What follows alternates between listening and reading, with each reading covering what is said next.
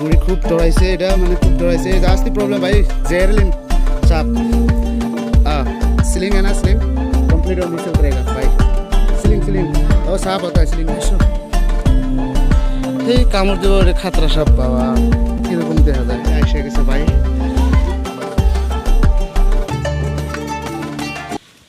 Hello everyone আসসালামু আলাইকুম intro দেখে তো বুঝতেই পারছেন এখানে সাপ বার হয়েছে সাপের ভিডিও আস্তে আস্তে আমরা মূল কথা যাই আমি কেরালা ফার্মে কাজ করি ব্রয়লার মুরগির কাজ করি এটা আমি কেরালাতে থাকি এখানে আমার রুমের ভিতরে কি কি আছে আমাদের রুম আপনাদেরকে শেয়ার করব রুম দেখাবো রুমের ভিতরে তেমন কিছু বাড়ির মতো নেই কিন্তু এখানে যা আছে সব কিন্তু ভালোই আছে এখানে আমার বাড়িওয়ালা রেস্ট নেয় রান্না বাড়া করে এখানে আমরা খাওয়া দাওয়া করি এগুলা সব আছে আর আমার বাড়িওয়ালার সাথে পরিচয় করা হয় নাই কিন্তু আমি পরিচয় করে দিই এর নাম দেলিনা আমার নাম রফিকুল ইসলাম আর এটা আমাদের খাওয়া দাওয়ার রুমের ফ্যান এখানে আমি চালু করে দিই ফ্যানটা একদমই কালা হয়ে গেছে কিন্তু ফ্যানটা সাফ করতে হবে আর বাইরে ট্যাপ আছে বাইরে ট্যাপের মধ্যে যাই আমরা হাত টাং ধুয়ে এসে আমরা কাজ করে আসি কাজ করে এসে আমরা এখানে খানা খাই মানে খানা মানে ভাত খাই তারপরে থাকতে থাকতে আমার মাথাটা খুব ব্যথা করছিল ব্যথা করতে করতে আমার বাড়িওয়ালাকে আমি কইলাম যে আমার মাথাটা একটু মালিশ করে দাও মালিশ করে দিল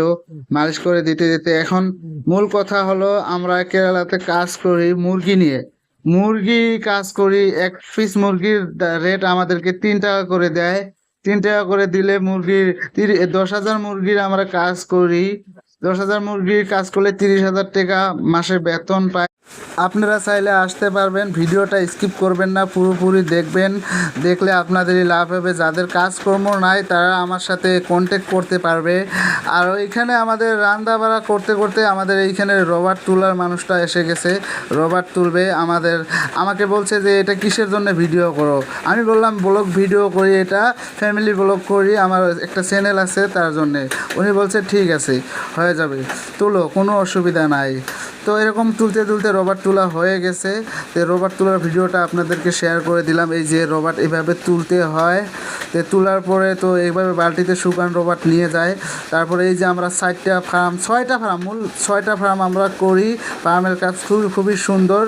আমরা কি করব বসে থাকতে থাকতে আমাদের কোনো কাজ নাই সকাল বিকাল 2 টাইম কাজ হয় আর সারাদিন বসে থাকতে লাগে সেই জন্য ভাবলাম আমরাও ব্লগ ভিডিও করি ব্লগ ভিডিও করার জন্য আমরা রুম আমাদের পরিচয় আপনাদেরকে করিয়ে দেই কিন্তু পরিচয় এই ভিডিওতে করলাম না পরের ভিডিওতে আপনাদেরকে পরিচয় করে দেব এটা আসলে আমার ট্যাপের জায়গা আমরা যেখানে গাও ধুই খাই এটা জায়গা ট্যাপের জায়গাটা কিন্তু এই যে আমার ওয়াইফে এখন জিরাচ্ছে কী করবো কাম কাজ নাই তো আমিও কথা বলছি যে আমরা তাহলে আজকের থেকে ব্লগ ভিডিও করি আগেও মোট আমি 2-3টা ভিডিও ছাড়ছি কিন্তু সেই ভিডিওগুলো অত একটা ভালো হয় নাই বা ভালো হয়েছে আমি সঠিকভাবে দিতে পারি নাই তো এখন আমরা ভাবলাম যে তো বন্ধুরা রুম দেখতে দেখতে বিশাল বড় একটা সাপ বের হচ্ছে ওই যে আমাদের ফার্মে যে একটা বুড়ি থাকে সেই বুড়ির ঘরের ভিতরে জালের মধ্যে আটকে গেছে সাপ একটা বিশাল বড় সাপ আটকে গেছে আমাকে দূরত্ব ডাকছে আমি যাই তাড়াতাড়ি যাই এখন আমি আসো এই কামড় দেব রে খাতরা সাপ বাবা কিরকম দেখা যায় এই দিক দিয়ে এই যে বিশাল বড় ফার্ম এই ভাইদের ফার্ম এই সাইডে এই সাইডে এখানে ওই বুড়িটা আসলে ওর জামাইটা নাই ওর জামাইটা কাজে গেছে হ্যাঁ আমাকে বলছে একটা লাঠি নিয়ে আসো মানে কেরালার ভাষাতে বলছে ভালো একটা লাঠি নিয়ে আসো তো আমার তো লাঠি নাই এখন আমি কী করব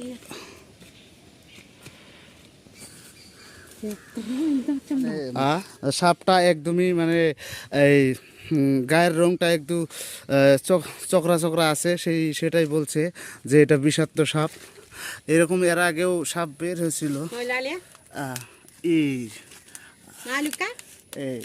সাপটা দেখছেন পুরোপুরি এখন ক্লিয়ার দেখা যাচ্ছে এটা ফার্মের ভিতরে যায় বুড়ি খুব ডরাইছে এটা মানে খুব ডরাইছে জাস্তি প্রবলেম ভাই जेरलिन साहब स्लिंग है ना स्लिंग कंप्लीट और नीचे उतरेगा भाई स्लिंग और साफ होता है स्लिंग में मैंने आयशा के से भाई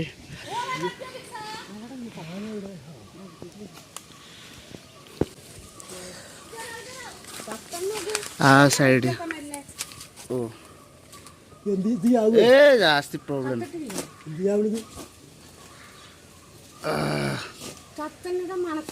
মাথাটা ভিতরের থেকে বাইর করে নিছে আর ওই যে চাল কামির সাথে পেঁচায় রয়েছে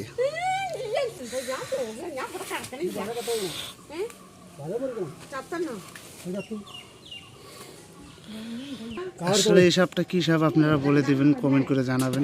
এটা একটু বিষাক্ত সাপ, মাথাটা একটু মোটা, জুম করেছি, মাথাটা একটু মোটা কিন্তু গায়ের রংটা একটু চড়া চড়া। ওই ভয়েতে আমার ওয়াইফ দূরে আছে, কমসে কম 100 মিটার দূরে আছে। বিরাট ভয় খায়, সাপ দেখতে চায় না। যে কোনো সাপ মানে চেহারা বাইরে হলেও উনি ভয় খায়, এমনি মোবাইলে দেখবে।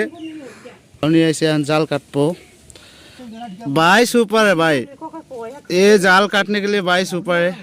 বিশেষ করে ঘরের ভিতরে এরকম প্রচুর রিস্ক হয়ে যায়, এরকম চারপাশে জঙ্গল, এরকম জঙ্গল আছে না, তার জন্যে একটু অসুবিধা। এই যে আমরা রিক্সের ভিতরে থাকি, ওই যে আমাদের ফার্মের রুম, ওই যে আমাদের ফার্ম, যে আমরা ফার্মে এখানে ওষুধ দিতে আসি, ট্যাঙ্কিটা দেখতে আসি আসলে সাপ আছে কিনা, ভালো আছে কিনা সেটা দেখতে আসতে যদি আমাদের সাপ কামড় মেরে দেয় তাহলে তো এটা আমাদের ভাগ্য। এই কোনাটা তো একদিন সাপ এসেছিল, এটাতে আমরা ছেড়ে দিছি। ওটা কালদ্রাস সাপ ছিল, ওটা বিষাক্ত না, এই জায়গাতে ছিল। রবার্টের কাজ চলে, এগুলো রবার্ট শুকানো হয়েছে, এই যে রোপার সবগুলো এগুলা শুকানো হচ্ছে, এগুলো এখানে রাখা হয়েছে। এগুলোর ভিতরে সাপ এসে থাকতে পারে। ওই যে নিচে বুড়ির ঘরটা বানানো হচ্ছে, ওই যে জুম করে দেখাচ্ছে একটু, এই যে এই ঘরটা সরকারে দেওয়া ঘর বানাচ্ছে, একদমই গরিব। সেই জন্য এখনকার দিনে যদি ভাড়া থাকতে হয় তাহলে এদেরকে পয়সা 4000 5000 টাকা রুম ভাড়া দিতে হয়। সেই জন্য এরা গরিব, কিন্তু এদের রুম ভাড়া দেওয়ার মতো ক্ষমতা নাই। দিন কাম করে দিন খায়। এখন তো পানির সিজন, আসলে তো পানির সিজনে কি করব, কাম কাজও অত নাই। ওই জন্যে আমাদের মালিক এদেরকে এই ফার্মটা দিয়ে দিয়েছে, তোমরা থাকো এখানে, থাকো যতদিন তোমার ঘর বাড়ি না হচ্ছে ততদিন পর্যন্ত এই জায়গায় থাকো। থাকলে থেকে তোমরা তোমাদের বাড়ি ক্লিয়ার করার পরে আমাকে ফার্মটা ছেড়ে দিও, আমাকে একটা টাকাও দিতে হবে না। দেখেন সাপটা এখনও খুব দূরত্ব ফায়ার করার জন্য রেডি আছে। আসলে এদের ভাষা বোঝা যায় না, মালয়েশিয়ান। চালের মধ্যে খুব ভালোভাবে ফেসে গেছে, বের হতে চাচ্ছে না।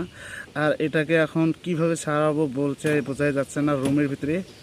বাপরে, লম্বা কমসে কম 7-8 ফুট হবেই। এখন ক্লিয়ার দেখা যাচ্ছে, খুব ভালোভাবে ক্লিয়ার দেখা যাচ্ছে।